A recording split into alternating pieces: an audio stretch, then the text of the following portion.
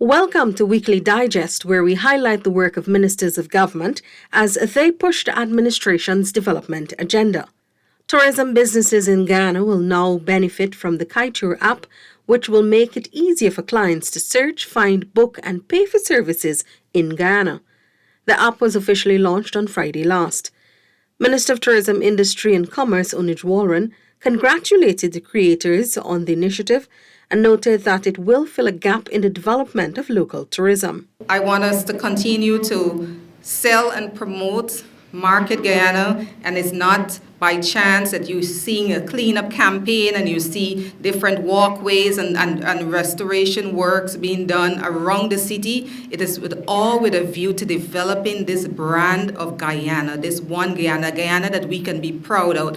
And Guyana, this market, a clean, resourceful, a Guyana that is safe, is all part of our tourism product. Also endorsing the app was Foreign Secretary Robert Passad, who noted that it will help in getting overseas-based Guyanese interested in what is taking place here. The Ministry of Natural Resources on Friday met with jewelers and goldsmiths to find possible ways of collaborating to develop the mining sector in Guyana. Minister Vikram Bharat discussed with the entrepreneurs their challenges and possible solutions to enhance the sector. To look at possible ways in which we can collaborate, possible ways in which we can have more coordination and cooperation, and also possible ways in which we can play a role in enhancing your services that you offer, especially at a time when Guyana is moving forward and moving forward at a fast pace. It means that everyone needs to get on board at this point in time. Minister Bharat says even as Guyana's oil and gas sector continues to expand, government's priority is also to ensure that other sectors are not falling behind. Tourism Minister Onij Walren added that government is committed to providing opportunities for development of local businesses. We speak about open investment, Guyana being open for business, Guyana being open for investment opportunities, export opportunities, and it's not something to be taken lightly.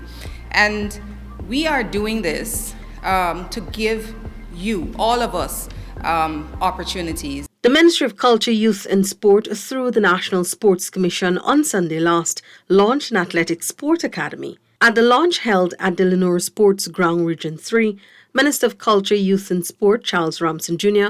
said the academy will assist youths to compete internationally. Sport needs to aggressively transform. It needs to aggressively transform because we have a lot of talent in the country.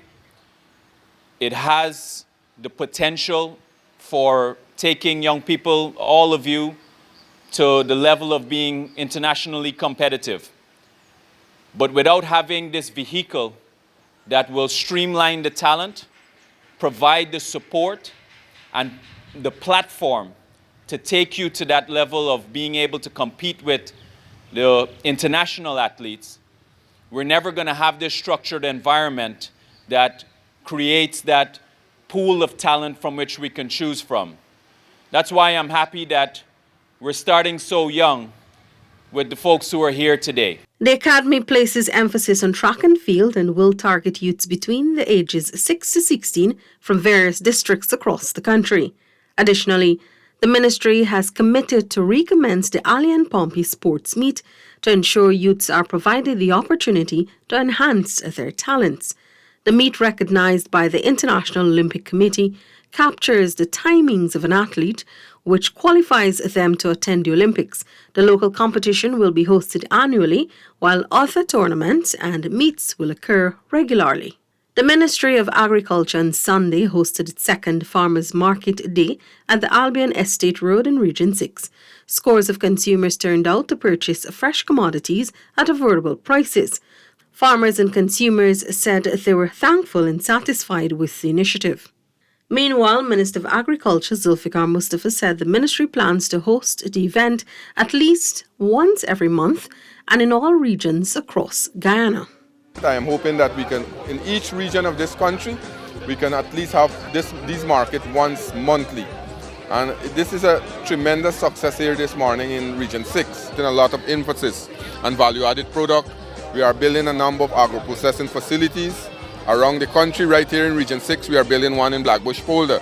So this here will enhance our agro-processing facility. The Mahaika-Myconia-Bari Agricultural Development Authority, MMA-ADA, seed paddy facility will see tremendous expansion this year, with some $25 million set aside for major rehabilitation work. This has been confirmed by Minister Mustafa during an interview on the matter. In Region 5, this facility will be moving it just for around 10,000 bags, seed paddy, to about 50,000 bags. So that will help us tremendously in Region 5 to increase capacity. 3 companies have already applied to conduct rehabilitation works to the MMA-ADA seed paddy factory.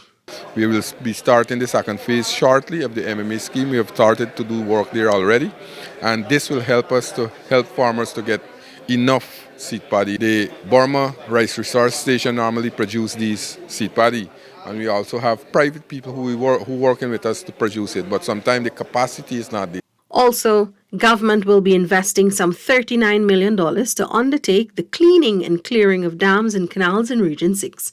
This will be done in the Bloomsfield, Wim and Lancaster Hoxtie area. We can't do everything at the same time, but if you can put it in order of priority, we will work with you to get it done.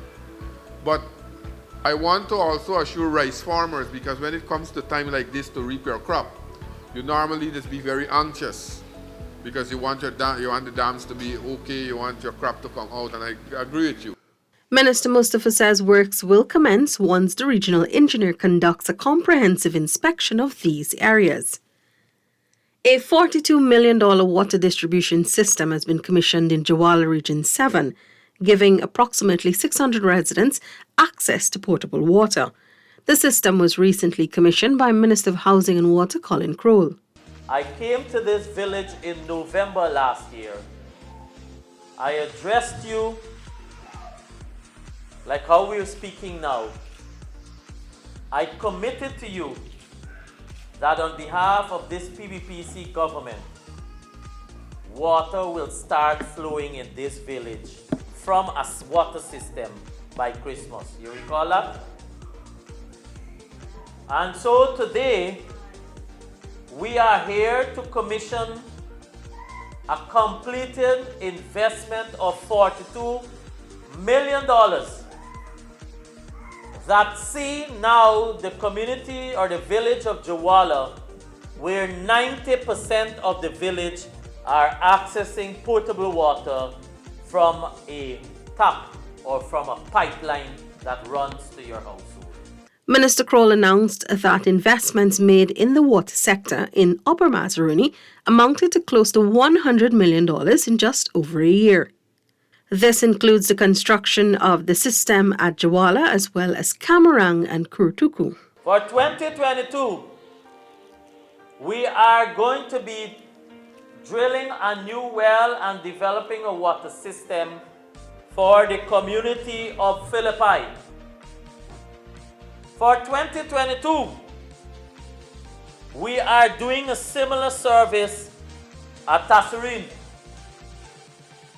For 2022, we are performing similar services for drilling of a new well, new water system, photovoltaic system at Isinuru. For 2022, very shortly in-house by GWI, because those areas that I mentioned to you, we are contracting those services. The tenders, and this is not idle talk I'm giving you, the tenders for all those areas that I just identified, we have already advertised, the tenders are closed, and through the National Tender Board, they are currently in the evaluation phase. Community support officers are also being trained to manage and maintain the water supply system. A sub-regional office of GWI will be based in Kamarang to provide supervision. Some 357 persons from East Kanji and Curtin graduated from the Board of Industrial Training's BIT Technical and Vocational Education and Training Program in a number of skill sets. BIT offers technical and vocational courses tailored to meet the economic needs of each region. During the graduation ceremony, Minister of Labour Joseph Hamilton commended and encouraged the graduates to utilise their newly learned skills to uplift themselves and the country. You should be proud of yourself, that at least you can say, I started something and I finished it. That's a very positive thing. I started something and I completed it. That means you're not a loser, you're not a failure. So it's not about the certificate that you will receive just now. The certificate is just a piece of paper. It is the attitude. It is what you do with the talent after the certificate. It is how you see yourself progressing and developing. To address the issue of COVID-19 vaccine hesitancy, the Ministry of Health is engaging the public in several ways, including community workshops in those areas with low vaccination records. Earlier this week, a vaccine hesitancy workshop was held in Region 2, where Minister of Health Dr. Frank Anthony encouraged religious leaders to use their voices to support the campaign. We have some religious leaders who are here with us today, and I really want you to become advocate for us, to be able to talk to other religious leaders in the community to get them on board. There are some of them who, by what they say when they have their sermons and all of that, by what they say, they have become some of the main instruments in preventing people from getting vaccines. United States Ambassador to Guyana, Sarah Ann Lynch, who was also a part of the program, told participants that they play a key role in passing on factual information to those persons who are still on the fence about the vaccine. While in the region, Dr. Anthony also commissioned a $30 million infectious diseases chest clinic at the Saudi Public Hospital. This clinic will be used to specifically treat persons with communicable diseases, including persons with HIV and tuberculosis. Dr. Anthony said through this clinic, patients will be closely monitored. On Friday, all Guyanese, but especially persons of the Hindu faith, celebrated the joyous festival of Phagwah. Here are scenes from the various celebrations.